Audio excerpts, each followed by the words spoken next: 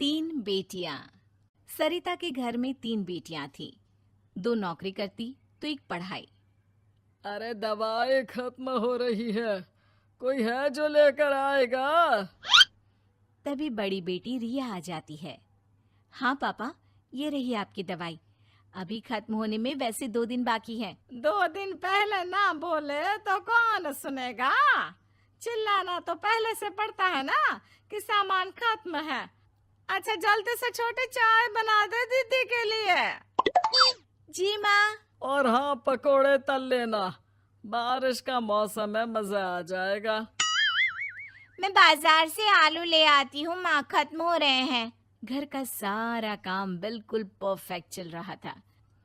दोनों बेटियां पढ़ाई के बाद नौकरी कर रही थी और छोटी पढ़ाई, पिता की पेंशन और अपना मकान। लेकिन पास की कमला चाची। और रियासिया की माँ, तुम लोगों को कितने सालों से देख रही हूँ, परेशान ही देखा।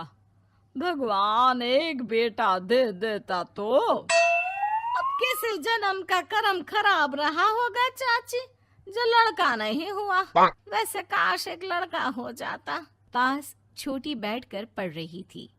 वो माँ की बात सुनकर किताब बंद कर देती है और खिड़की में खड़ी हो जाती है। खिड़की के बाहर रवि, जो कि पास ही में रहता है। अरे छुटकी, क्या सारा दिन किताब में नजर गड़ाई रहती है? मैं नकल करना सिखा दूंगा, तू आराम से पास हो जाएगी। आजा, चलना, सब बाहर खेल रहे हैं। तू तो लड़का है, फिर पढ़ता क्यों नहीं? तेरे सर पर तो माँ पिता की जिम्मेदारी भी है ना। कैसी बात कर रही है यार? जिम्मेदारी मेरी नहीं, पिता की है।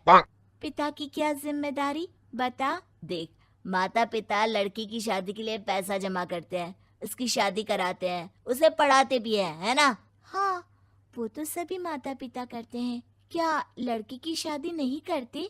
उसकी भी तो करते हैं ना। हाँ करते हैं, लेकिन क्यों, कैसे? सुन, वो लड़के को पढ़ाते हैं इसलिए कि वो बुढ़ापे का सहारा बनेगा। शादी करते हैं कि उसकी बीवी आकर घर संभालेगी। लेकिन बेटियों के लिए कोई स्वार्थ होता है? नहीं ना। तभी तो पैदा होते ही मुंह बन जाता है। अब तू सोच, तू किसी के घर जाए और वो तुझे देखकर मुंह बना ले तो कैसा लगेगा? वो तो पागल होते हैं। बेटियां जीवन भर माँ बाप के लिए सोच ले, लेकिन फिर भी वो उसे अपना नहीं मानते। बेटे दिन रात निखट्टू बने रहे, लेकिन उम्मीद उन लोगों से फिर भी बहुत होती है ना? चल छोड़ना, तू ये बता कि किस जिम्मेदारी की बात कर रहा था तू पिता की? अरे यही कि अगर बेटे को बुढ़ापे का सहारा और रिटर्न के रूप में देख रहे हैं तो इन्वेस्ट भी तो अच्छा करना चाहिए ना। छुटकी समझ जाती है कि समाज की सोच क्या है और चाहे जो हो जाए उसे किताब बंद नहीं करनी। तभी वहाँ बड़ी बेटी आ जाती है। माँ, अरे ओ माँ, ये ले मिठाई खा ले। क्या हो गया?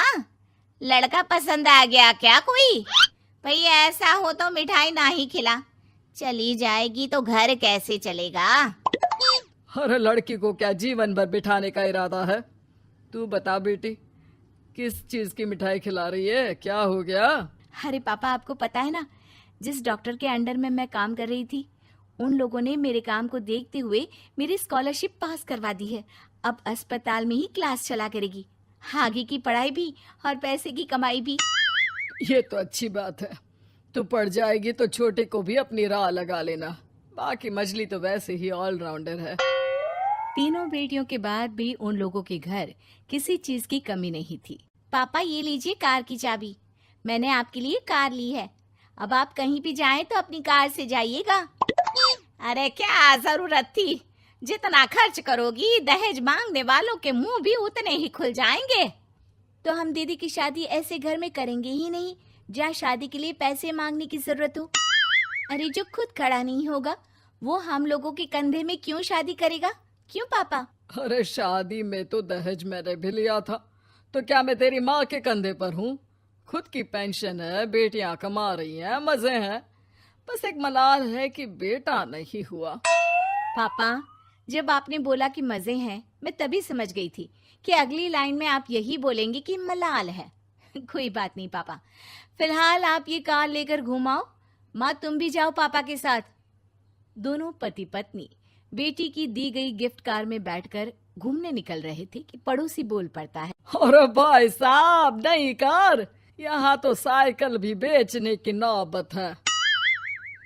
नजर ना लगाइए भाई साहब, जीवन में कार का सपना पूरा होना हम लोगों के लिए तो बहुत बड़ी बात है। हाँ हाँ, लाखों की कार हम हजारों की कमाई वालों के लिए कहाँ मुमकिन थी, ऊपर से तब जब कोई बेटा भी नहीं है। वैसे भाई साहब, आपकी साइकिल बिक क्यों रही है? भगवान की दुआ से तो आपके 4 लड़के हैं। हाँ हाँ, आपको तो हेलीकॉप्टर से घूमना चाहिए। और खाक हेलीकॉप्टर भाई साहब, अब क्या छुपाना, 2 लड़के तो कुछ कमाते ही नहीं, सारा दिन टीवी मोबाइल में लगे रहते हैं। और बड़े 2 जो किसी तरह जिम्मेदार बने भी हैं, बहू के कहने पर 1 पैसा हम लोगों को नहीं देते, ना इज्जत है ना मान सम्मान। हाँ भाई साहब, भाभी बता रही थी, बहू के होते हुए भी नौकरानी की तरह सारा दिन लगी रहती है घर के कामों में। आप किस्मत वाले हैं भाई साहब, जो बेटियां घर के साथ साथ बाहर का काम भी पूरी जिम्मेदारी से संभाल रही हैं। हाँ वो तो है, लेकिन कब तक? एक ना एक दिन तो ससुराल निकल जाएंगी, फिर तो वही हम दोनों और वही पेंशन। आप लोग भी कौन सा संजीवनी बूटी खा कर आए हैं? चलिए चलिए, जाइए, नई कार का मजा लीजिए। अच्छा ऐसा करते हैं, मेरी बहन के घर चलते हैं, काफी वक्त हो गया है मिले। दोनों बहन के घर जाते हैं, जहाँ उसकी बहन और उसका पति बैठकर चाय पी रहे होते हैं। अरे भाई भाभी, आज रास्ता कैसे भूल गए आप लोग? अरे हम तो फिर भी भूल गए, तुम तो कभी नहीं आते हमारे घर। अरे कोई आने का साधन भी नहीं है ना, अब बस से आना हम लोगों के बस की बात तो रही नहीं भाई। अरे दीदी, 2 कार थी आप लोगों की, कहाँ गई? भाभी वो तो जिसकी थी वो ले गया। मतलब? 2 बेटे हम दोनों से अलग हो गए हैं, अपनी कार ले गए, अब हम दोनों अकेले, खुद बनाना खुद खाना। भाई बहन के घर से मिलकर बेटी की गिफ्टेड कार में बैठकर निकल जाते हैं।